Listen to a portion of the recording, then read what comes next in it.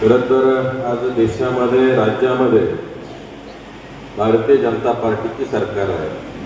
त्याच पद्धतीनं होणारी सातारची जिल्हा परिषद ही सुद्धा भारतीय जनता पार्टीची झाली पाहिजे. त्यासाठी श्री अजित साळुंखे सरांना निवडून देणं हे आपलं सर्वांचंच आद्य कर्तव्य.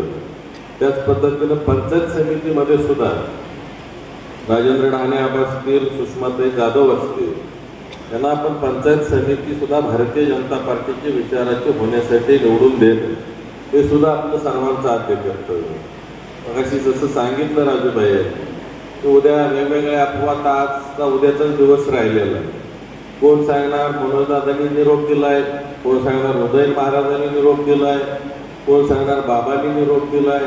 पण त्या सर्व उमेदवार त्या आम्ही एकत्र बसून या ठिकाणी ठरवलेलं आहे आणि त्या माध्यमातून आम्ही या मंडळींना भारतीय जनता पार्टीचे उमेदवार म्हणून या ठिकाणी उतरवलेलं आहे.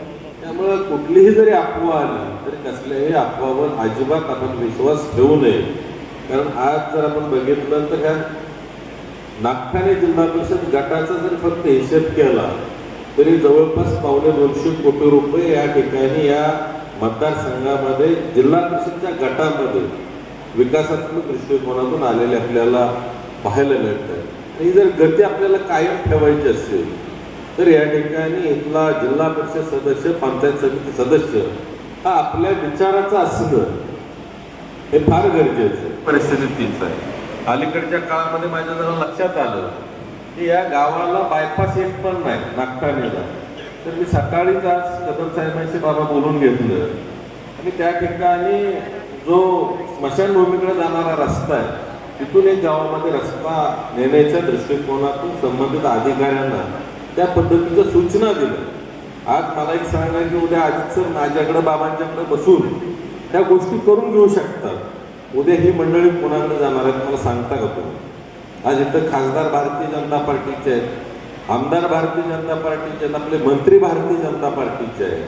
या अनुषंगाने जर ही विकासाची गती कायम ठेवायची असेल तर या ठिकाणी आपल्याला भारतीय जनता पार्टीच्या पाठीशी ताकदीनं उभं राहणं हे आपल्या सर्वांचं कर्तव्य आहे. खरं तर आज आपण बघतोय कोपर्डे असेल, वेणेगाव, काशी एका वेळेला याला 50 कोटी रुपयांचा निधीची गरज होती. आजपर्यंत ते काम झालं नव्हतं. आज बाबा त्या ठिकाणी बांधकाम मंत्री झाले, त्या ठिकाणचा पूल मंजूर झाला. माझगावच्या पुलाचा प्रश्न बऱ्याच वर्षापासून प्रलंबित, माझगावचा पूल या ठिकाणी मंजूर झाला. आज ह्या गोष्टी का शक्य होत आहे तर आज आपली सर्व माणसं या ठिकाणी सत्तेमध्ये आहे.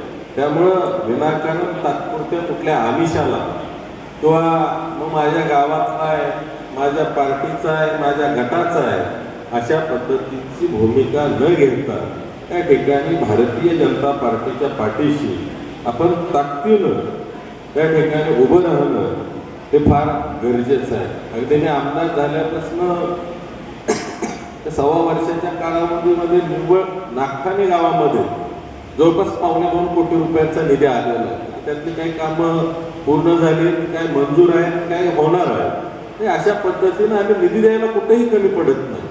कुठलंही जरी अगदी सासवडीसारखं गाव घेतलं तरी 2-2.5 कोटीचा निधी त्या ठिकाणी पण गेलेला आहे. हे प्रत्येक गावामध्ये एवढ्या मोठ्या प्रमाणावर निधी देणं शक्य होते का तर आपलं सरकार या ठिकाणी महाराष्ट्राचं भारतीय जनता पार्टीच्या विचाराचं आपले मुख्यमंत्री आदरणीय देवेंद्र फडणवीस साहेबांचा या ठिकाणी आमच्या सर्वांच्यावर आशीर्वाद आहे. आज आपण जर बघितलं तर या प्रत्येक गावामध्ये आज कैलासवासी श्रीमंत छत्रपती अभयसिंह महाराजांच्या पासून फार मोठ्या प्रमाणावर या ठिकाणी सहकारामध्ये प्रत्येकाला कुठं ना कुठं संधी देण्याचा या ठिकाणी प्रयत्न झालेला आहे आणि त्या माध्यमातून कार्यकर्ते घडवण्याचं काम झालेलं आहे. त्यामुळं आज ज्या मंडळींनी आपल्याला या ठिकाणी ताकदीनं उभं केलं आणि आज ज्यावेळेला आपली देण्याची वेळ आहे, एक पार्टीसाठी आपल्याला काहीतरी आपण देतोय की ज्या पार्टीनं आपल्या नेत्याला या ठिकाणी कॅबिनेट मंत्रीपद दिलं, त्यांच्याकडे संपूर्ण महाराष्ट्राचा कारभार या ठिकाणी बांधकाम खात्यानं दिला आहे. त्यावेळेला आपल्या सर्वांचं कर्तव्य आहे की आपण त्यांच्या विचाराशी ठाम राहिलं पाहिजे, ताकदीनं त्यांच्या पाठीशी राहिलं पाहिजे. आज बाकीची मंडळी आल्यानंतर त्यांना विचारा की बाबा तुमचं योगदान काय आजपर्यंत या ठिकाणी विकासात्मक असेल, त्याच पद्धतीनं भविष्यामध्ये जर काही कामं करायची म्हटलं तर तुमच्याकडे व्हिजन काय, ह्या सर्व गोष्टीचा या ठिकाणी सर्व साकल्यानं विचार करणं हे फार गरजेचं आहे. आणि त्या अनुषंगानं खरं तर मी आता बऱ्यापैकी सर्व गावांचा दौरा केलेला आहे. अतिशय चांगल्या पद्धतीचं वातावरण या ठिकाणी भारतीय जनता पार्टीसाठी आहे. काय होतं, आता गावाच्या गाव आपल्या बरोबर आहे, कुठंतरी एखादा दुसरा कार्यकर्ता इकडे तिकडे दिसला किंवा त्याला फार मोठ्या प्रमाणावर बवाल केला जातो. अरे पण 90% लोक आपल्या बरोबर आहेत. 5-6% लोक जरी का इकडे तिकडे हल्ली तरी मतदार त्यांना अजिबात या ठिकाणी ज्या पद्धतीनं तुम्हाला रिस्पॉन्स देत आहेत त्या पद्धतीनं त्यांना कुठेही देणार नाही.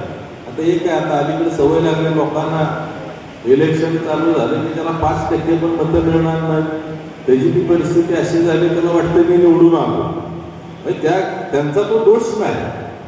आज ज्या वेळेला तुम्ही मतदार एक उमेदवार म्हणून लोकांच्या मध्ये जाताय त्यावेळेला माणूस म्हणतो कशाला कोणाचा वाईटपणा घ्या, त्याला सांगतात तुझ्या मागं मीच नाही तर आम्ही सगळीच तुझ्या मागं. त्यामुळं ज्या वेळेला निकाल 9 तारखेला लागेल त्यावेळेलाच समजणार आहे की आपण नक्की कुठं आहे. आज संपूर्ण सातारा तालुक्याची तर परिस्थिती अशी आहे की फार काय येता अगदी फार म्हणजे असं अटीतटीचं काही कुठं दिसत नाही. फक्त एक आहे की आपण कुठं गाफील राहणं हे सुद्धा उपयोगाचं नाही. त्यामुळे आज आपल्याकडे जी काही संधी आहे त्या संधीच्या माध्यमातून प्रत्येक माणसापर्यंत अप्रोच करून आपल्याला प्रत्येक उमेदवाराचं जास्तीत जास्त लीड कशा पद्धतीने येईल या दृष्टिकोनातून येणाऱ्या 7 तारखेला कमळ या चिन्हासमोर बटन दाबून मोठ्या मताधिक्यानं आपल्याला सर्वच्या सर्व उमेदवार या ठिकाणी निवडून आणायचे एवढंच आपल्याला आव्हान करून या ठिकाणी थांबतो. जय हिंद, जय महाराष्ट्र. धन्यवाद दादा.